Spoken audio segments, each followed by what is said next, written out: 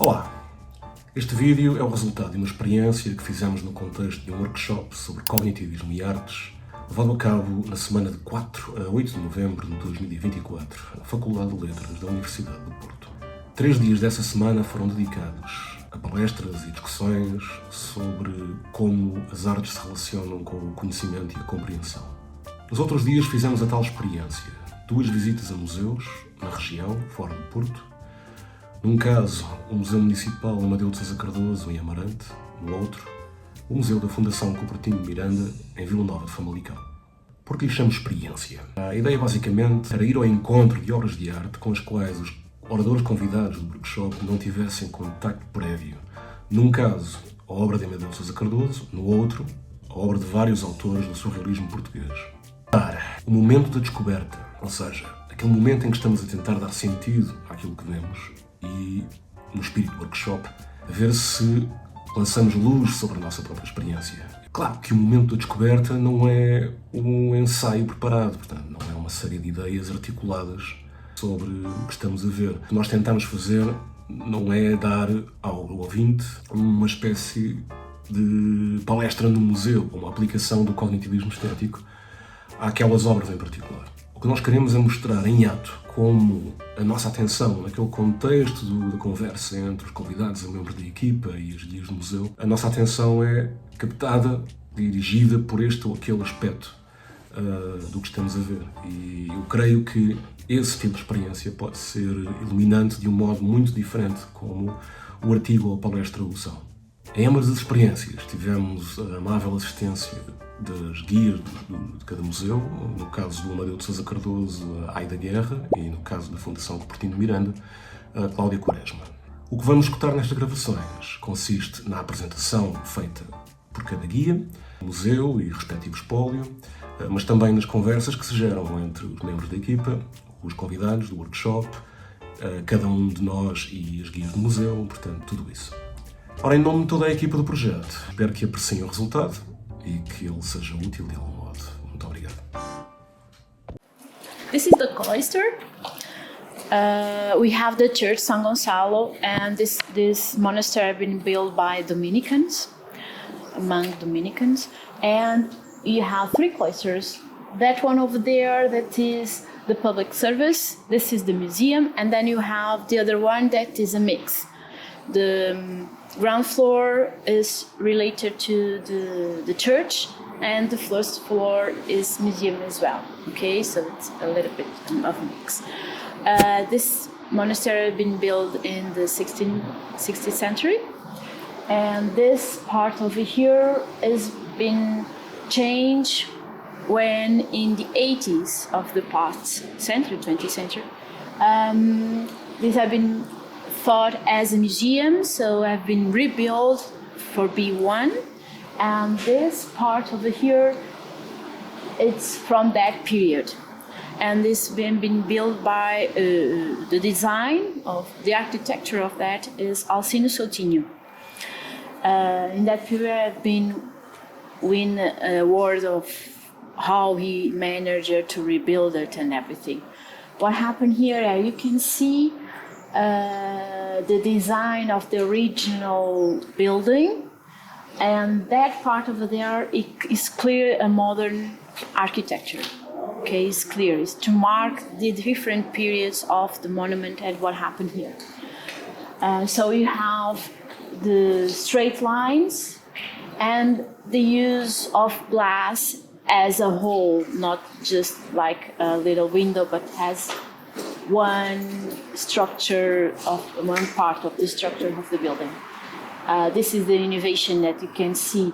It's interesting because in the past that happened also, because when you look to the other side, you see the arc and you have another door and you can see it the other as well. In the 80s, we have different, techniques, and also different ways to see the architecture as well, and you can find it here and see the big difference between the two. Our museums start as many municipality museums with donations, and the donations have been furniture, books, ethnographic objects, archaeological objects as well, and artistic ones. With the pass of the time, we became more modern and contemporary art as museum. Okay, we still have the other collection. Now we are building a new museum to arrange to show that part, the memory, identity of Amarante, and this will be just modern and contemporary art. Okay, and in this room over here, this is our temporary room for exhibitions. Now we have Silva Porto, that is not our collection, but come from National Art Society. Okay, so you go and you will see our main artist that give the name of our museum, Amadeo Souza-Cardoso.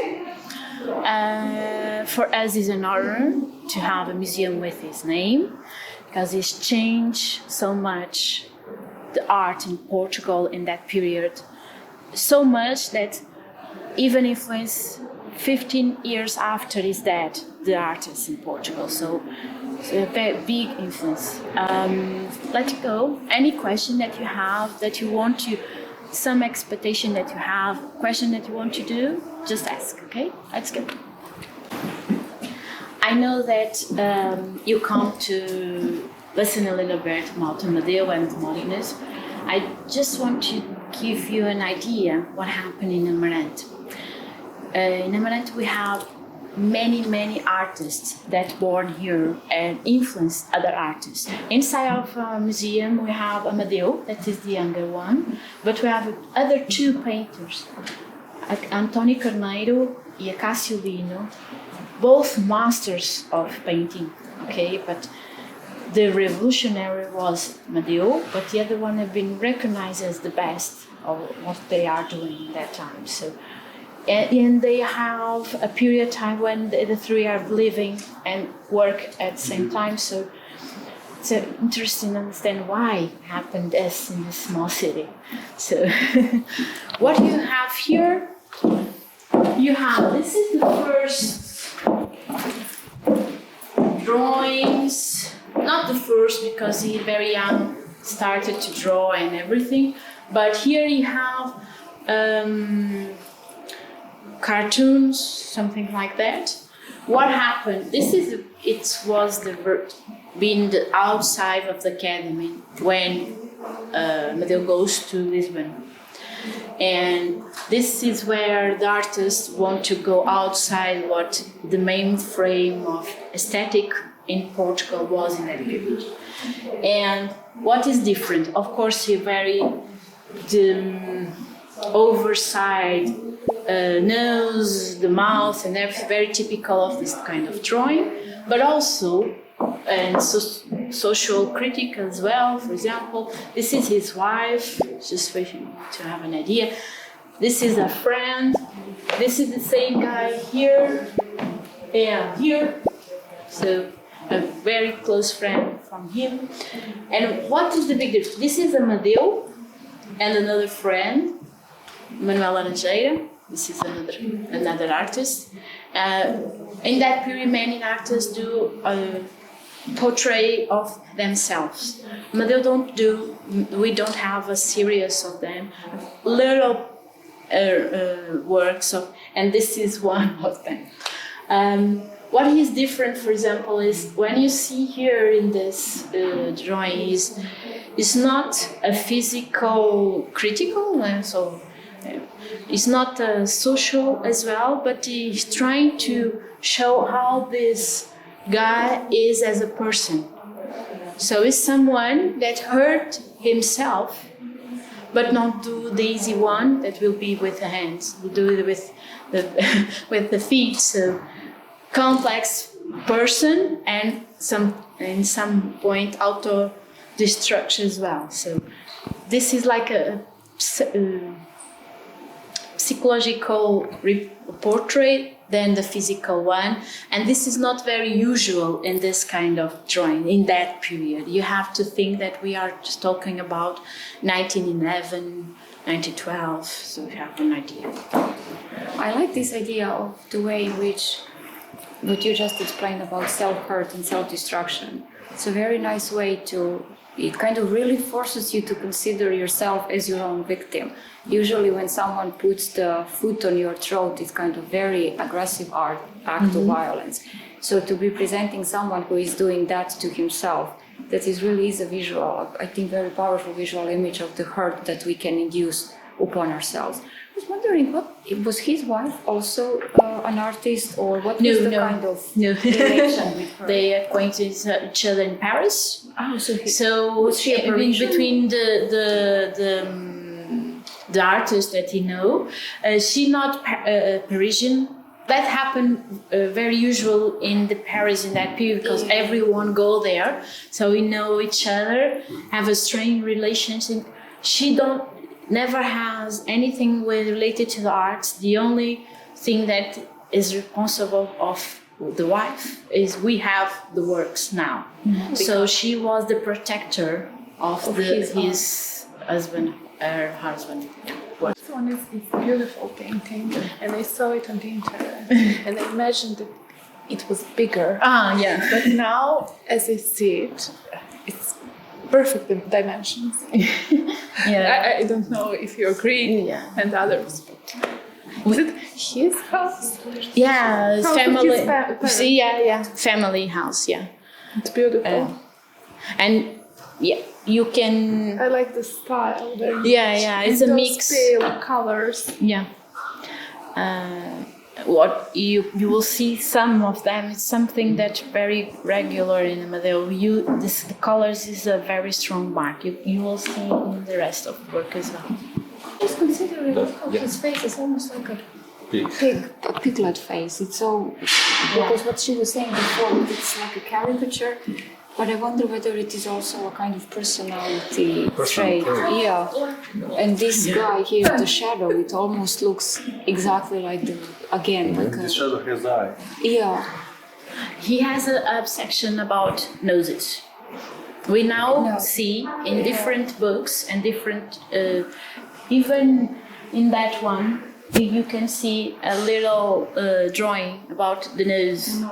It's like an obsession to him. But does this look like a pig nose to you? Yeah, is it just me? It seems to remind me that in Brussels we saw surrealists and some of Magritte, and there was almost a custom to paint rich people as pigs. I can't recall specific works, but it seems to have been part of the fashion in the beginning of 20th century. There's also something like social criticism about the shadow. Yeah, it's so Jungian, like the black shadow that you want to keep down, but you, in a way, can't. I wouldn't say this is the capitalist. This is more like the dandy. Yeah, because this is obviously exaggerated, right? Well, the whole point of caricature is like you accentuate, like make something really obvious, draw your attention. It's hard to connect this guy to this guy, given that he's like kind of huge feet and weird arms, like snake-like octopus arms. But He hasn't got fingers. he's like But he's not right in his mind here, right? You know those people who. If you are interested in this one, I just can tell you that this guy, Américo Nunes, that is the name of the guy, is the one that have more like that drawing over there when he was painting is the same guy. So this is, you have the, how can you compare the type of drawing, because that one is a more typical one, like a classical one.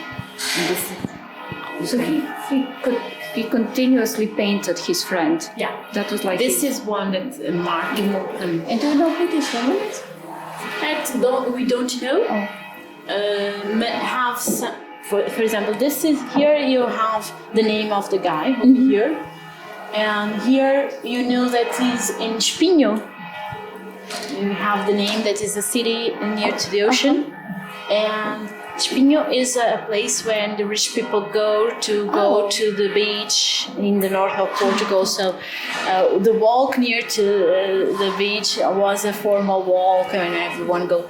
So you have an idea of kind of person. Some are a typical person, not a specific one.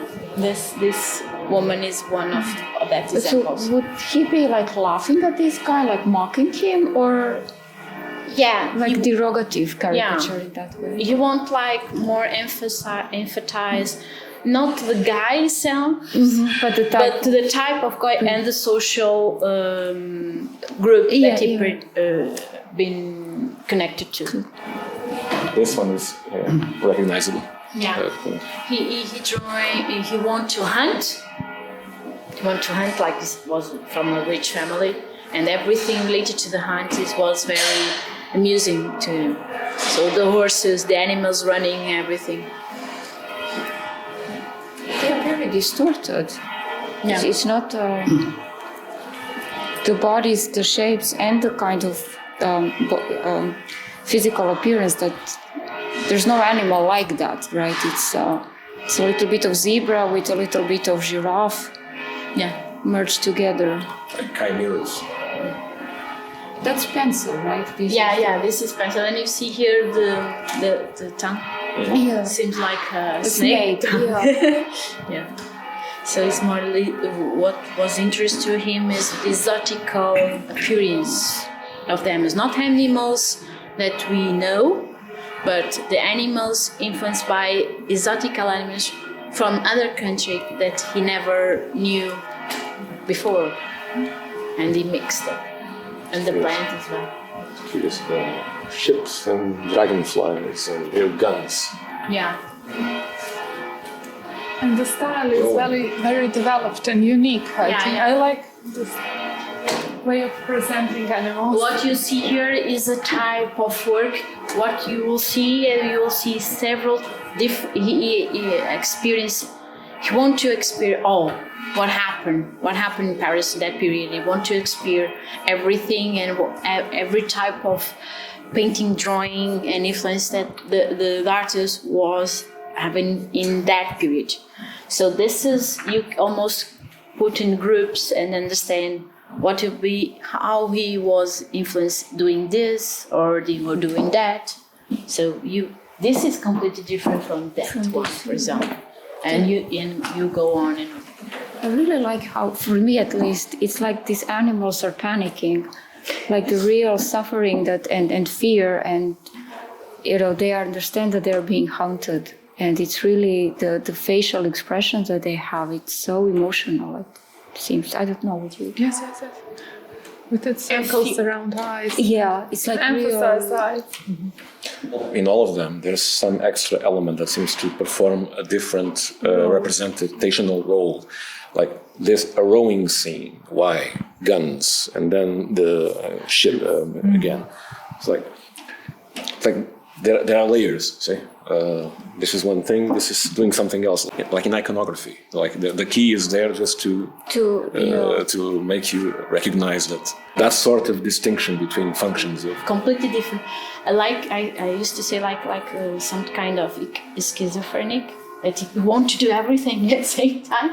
That is happened with Amadeo, and you can see the other room is very, very strong to that image. Are there any recordings regarding whether he had any kind of mental disorder that can be associated with? We have in Portugal, Fernando Pessoa.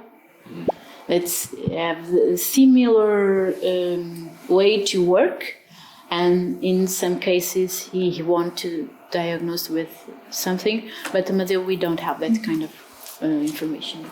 So this is interesting. This guy has stuff coming out of his, it's not a hair, it's like coming out of his mind, going. It's an interesting beard. reminiscent of something. Yeah, the ladies from what's the word in English? The Picasso's painting, right? Yeah, except this is 1911. When was it? Demoiselle d'Avignon? Demoiselle d'Avignon, yes. I don't know. Anyone remember? I think it was later. Demoiselle d'Avignon, Picasso. It's really reminiscent. Except, okay, this is something very. This is later. Not much. The greyhound is like a common element. Yeah, and the dogs that we call galgos, that is a typical race in the dogs were. And they've been very used in hunting and everything. So 1907 is The Moselle. for me, this is more Mademoiselle Mignon. This type of drawing of human, not this more, one. yeah. This is more connect. Yeah, of course. I was drawing my attention was more like the Yeah, eyes. yes. So the first thing I thought when I looked at this was futurism, and then futurist drawing. Yeah. It's very interesting because when you speak about Amadeo, he said that I have connection with Cubism, Futurism and everything, and never see it as a movement. Something that one explore, understand, but even more than that, do more than that. Never be connected, because if you think in the period, you have different groups that want to defend his own type of doing the futurism, the abstract and everything. Everyone was create manifests about that, and this is the new way to do things. And Amadeo never has a real connection with any of that movement. He wants to explore them, but never connect just with one. And this is what happened here, what you have with the sentence that you have here. Amadeo has 2 exhibitions in Portugal before he died, and a journalist asking how you define yourself. And this is the answer, and this is a very strong notion. I do not follow any sort of school. Schools are dead. We, the younger ones, seek only originality.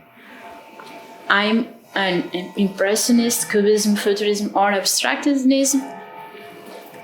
A bit of everything, but none of that make a school. That this is how he don't want anything about restraint. And that at that period, what happened is the schools make idea of aesthetic and everyone have to follow. The moderns are trying to change that, but with the same tools. They want to defend one type of doing things, and he won't anything about that. The connection with that. But the language is pretty much the language of a manifesto. Yeah. So yes. it's this is that, but they're kind of, they all saying kind of the same thing. Something has died, and this is that. Yeah, but what is different in the Amadeo is he not defend a type of doing. He want to do a little bit of everything.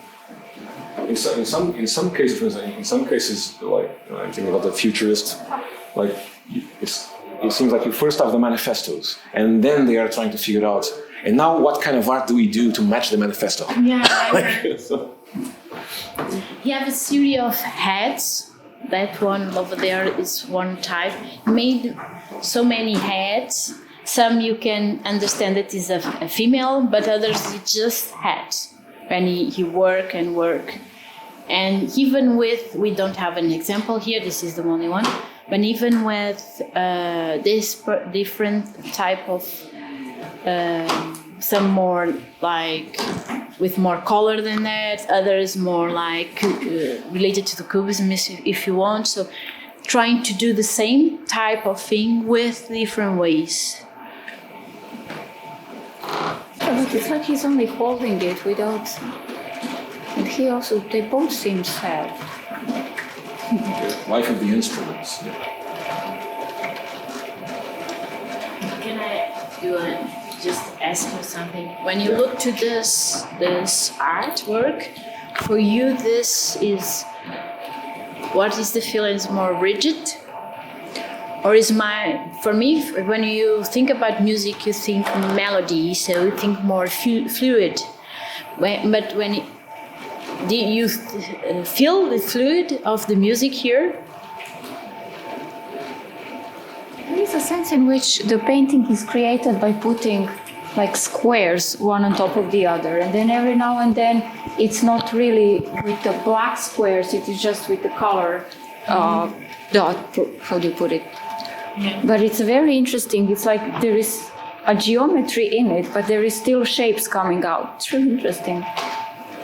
And again, the facial expressions, to me, they are so emotional. I don't know, I see sadness in his paintings. This is static, not dynamic picture. Yeah. So they're just preparing to start. Yeah. And they're focused. I don't think that they're sad, they're just focused. Yeah. And the young one, he doesn't want to do this. It's like he's cooking or something. Do I have to? In that period, everything that happened that is a social engagement have music connected with that. So it's very common to have something playing a guitar when some people are together, just be with each other. So this He is. wasn't a musician. He didn't have any musical training or something.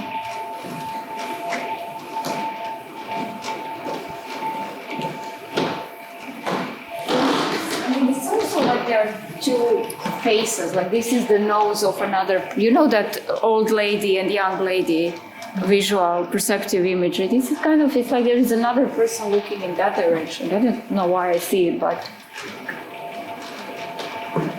it's really interesting. When I see depictions of musical instruments,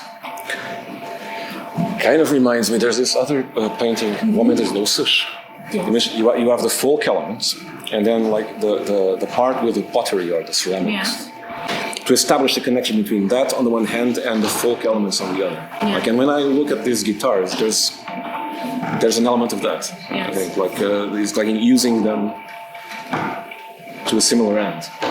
Like sometimes the point is the color, sometimes the point is how the picture is assembled from more basic elements. For example, here you see the importance of the colors, for example, in these two, but also the forms, how he represents also is important. This is a very strong architecture and geometrical drawing.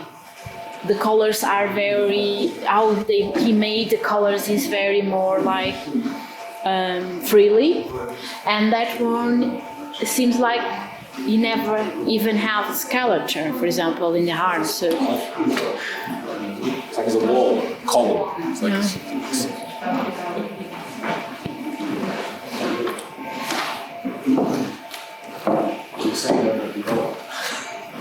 No, we were just discussing how this is where the colors dominate and that's where the shape, the exactly. I was geometry telling her that because I was looking at the musical instruments and they were reminding me of another painting of this period by another painter, where you have several folk elements, like you have this a man with pottery, and then you have one element of pottery which is just alluding to field work, like rural life, and then he has this, what do you call this, ball in his hand, which is there in order to exemplify the sort of experiment with color.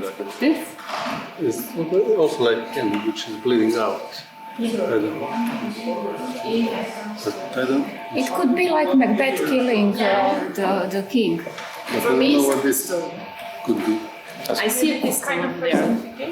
Not this, but if you see this, seems like a pistol and the bullet coming out.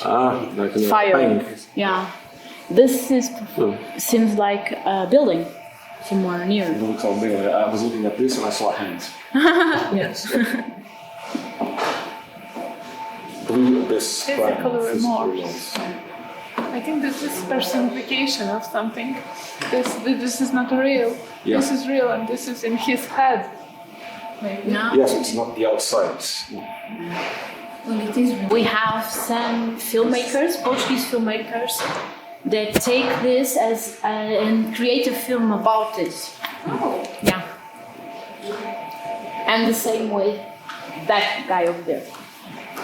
More like recent filmmakers that come, see the work and create a film after. It inspires them. Yeah.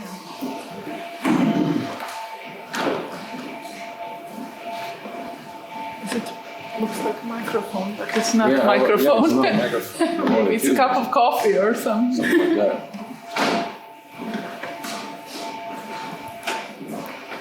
that. Steel mask.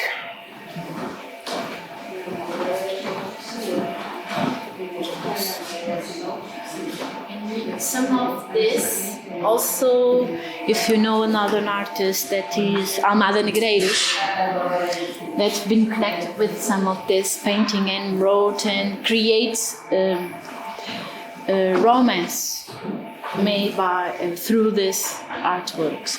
We don't know what come first. That is almost the same period, yeah. Almada Negreiros wrote that the Amadeo was the first 20th century discoverer of Portugal. The green square and the woman with the violin. Yeah. This is where color and shape come together. Color and geometry are, I think, perfectly united here. And in some others that you see, you can understand the importance of the title. Without the title, you see one thing. After you read the title, you try to see other things.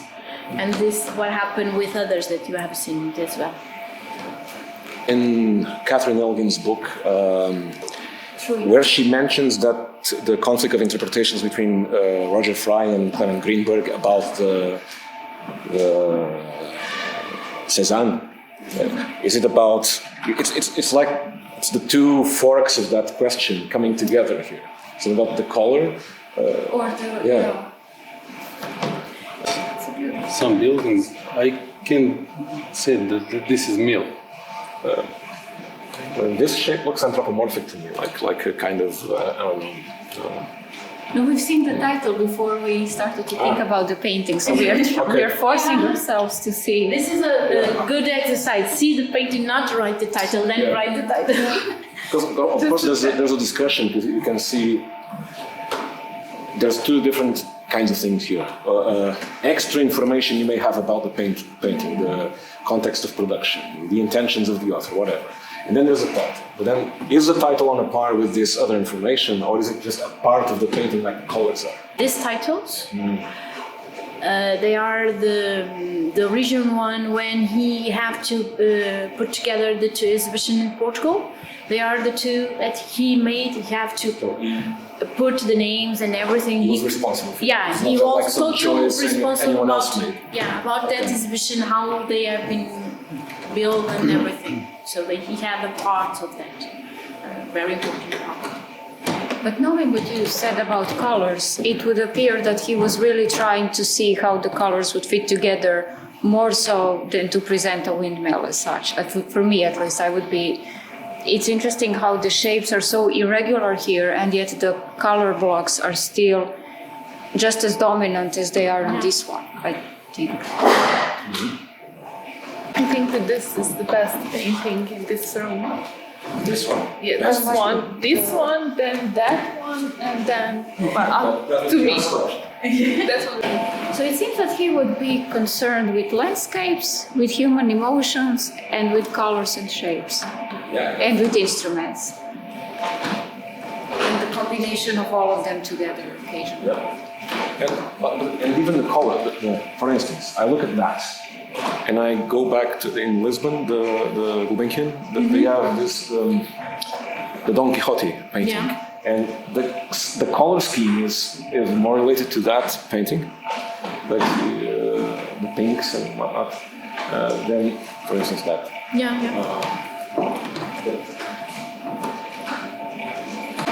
That's something of Kandinsky.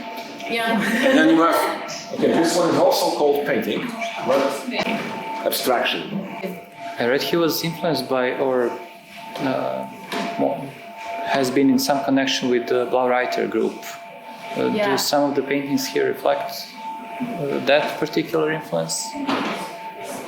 It's different. It's difficult because, as I say it, you can do this connection because, but after that you have other things that connect with. Sure. So it's not a pure exercise about that. I'm curious about this. Say, you have a painting, but you have to specify this abstraction, but not here, and yet They are both. So what is especially abstract about this? So Of course, abstraction is always relative. You always abstract. Any painting will abstract from something. You have to take. You always leave something out. Do we know that the artist called it abstraction, or is that someone else putting that name on it? The original one is just painter. When you have this, is some interpretation after that. Someone else added that. Okay, Yeah. that clarifies. Yeah. You just call them paintings. Painting. Okay. Yeah. That's This what is this is the original. Okay. Every time you title. have painted. Yeah. Okay. Okay. Because we have a big exhibition in Gulbenkian, and then was very strong and combined effort to study him, and some have had to that. Yeah. But that still raises the question of okay. There's the artist. He originally calls it just painting, but then someone else came and said, "Oh, leave it just painting, but I'll put abstraction here." Yeah. It might have been, it might have been a different person. A different person. Yeah. I was thinking if the artist himself called this painting and put abstraction in brackets, if that was the artist doing, maybe that would be inviting the viewer to try to see something in that, whereas with that, it's not like that. It's, Yes, because if you just call it painting, okay, take it at face value. Because it's not but if you- just abstraction, so that Yeah. implies the abstraction of something, perhaps. Yes. So you could try to look for how this could be reconfigured to see a face or something. And you sort of, I don't know if that's why it says abstraction, and I also don't know that this is the point of it, or I don't know that this is the sort of secret. But you could look at this as face. like a head and maybe a hat or something, or hair. So you could sort of see a human figure in that, with that being the main part of the head somehow. I don't think that that's really like there. I don't think it meant it to be there, but you could. Again, this is too much sort of the viewer projecting or imposing. If you really wanted to see a face, like that could be a pointy nose. Yeah, of course. Yeah. I see a pregnant woman here. Well, if you push that, okay. On her knees. So maybe that's why whoever decided to add abstraction Interpreted interpreted that. Thought that you were supposed to somehow see some figure or something in those shapes. Whereas with that, it's not at all clear that you're supposed Clearly, to you see. just see lines. Yeah, it doesn't look like you're supposed to see anything in there. Yeah. Yeah, you're not wondering what is it an abstraction of. Exactly. Yeah. It's just this. It is what it is. Sometimes it's difficult because, of course, he made so many works. You don't have all here, and maybe if you see as you are referenced, he made other type of works, more figurative ones that you can connect with this work. Yeah. And if you see it together, maybe you can have that impression that you are saying that someone had to add because and made that type of connection. Because in Lisbon's Gulbenkian Modern Art Museum, they have this Don Quixote, and the color scheme is it's the same color scheme, similar color scheme, but the painting is figurative. Although you can also see that he's alluding to stuff there. It's maybe with that knowledge of all the work, and they try its historical way of viewing Amadeo. Yes. And for me, it's a difficult way to see Amadeo, but you do have that exercise and how can he understand the artwork of Amadeo and how can he put in some definition and everything, and maybe it will be why this happened. I just want to that one over there. Yeah, I was going to say ask about that because so many. They're also different, but you can put them together in a narrative that binds together. But that seems like that's far out. Yeah, that don't have data, but we know that will be some of the first ones, and maybe he made like when he was a child. So it don't have like so structured idea of what be his work. It's more like he trying to do. Painting and I thought of that exactly when I entered the room. This was his teamwork. You know? Sorry, a question about the geometry of some of these paintings. I'm not sure if I'm projecting, but it seems to me that he likes to put two straight lines parallel to each other to carry the work. Like this one doing here and this one doing there, for instance, or I'm not sure here. So these two ones going parallel, or here these are more prominent. Yeah. Or there the one with the hand and one going straight From to the head. face. Yeah. So is it? Am I projecting, or is it something that was like sort of in classical painting used to mark some sort of positioning or the composition? I'm not sure, but at this part of the wall, I see a lot of these, like straight shape, but characteristic of being two parallel lines. I don't answer that. I don't know how to answer that. I know that many of the works he never do studies. And the traditional academy part, we have studies. You have to study how to do the flowing of the painting. Everything. He never studied. It was very straightforward, and less you see in different works. He correct some things. He do the thing first time and go to next. And we can say that because we have been analyzed the paintings and we have not have several layers and different. We can see several layers because sometimes he change the color, but the drawing is don't have any type of correction. It's the same drawing. It's interesting because it's not very usual. Sometimes you see the correction of something. Thank you. The point is that you always see something new. Just something, just a little bit with colors. Yeah. George. Something. Some historical says that, for example, in some paintings of Amadeo we can see pointillism. But not colors. Just look, George Serra. Colors. Yeah. And here, something. The way of painting. It's a bit maybe like pointillism. It's a completely different way to produce colors, this one and, for example, that one. Yes. This is completely different. We don't have here, but for example, Amadeo has artwork, if you want to see in internet, for example, perfume, woman perfume, I think it's just perfume, not a woman perfume. That is an image of a human. And, for example, he put little gancho. Hooks, hair. In the painting. Yeah, he put there. He put like the Suze bottle label. And put pasting it onto the painting. Yeah, and others he put mirrors. Part of mirrors well in the painting. This is some of the last works that he done, and as I said before, was a period he stays in Portugal and work. Have a problem with the hands, and then the one with Spanish flu, and then he died. And what his interest it's because you can connection, for example, that with the Deismo, for example. And he never has the connection with that type of artist. Don't have time to do that. But he has to follow the path. A little while ago I was talking about Cyrillic. It's not Cyrillic. Like the central letters are not reversed, but the others are.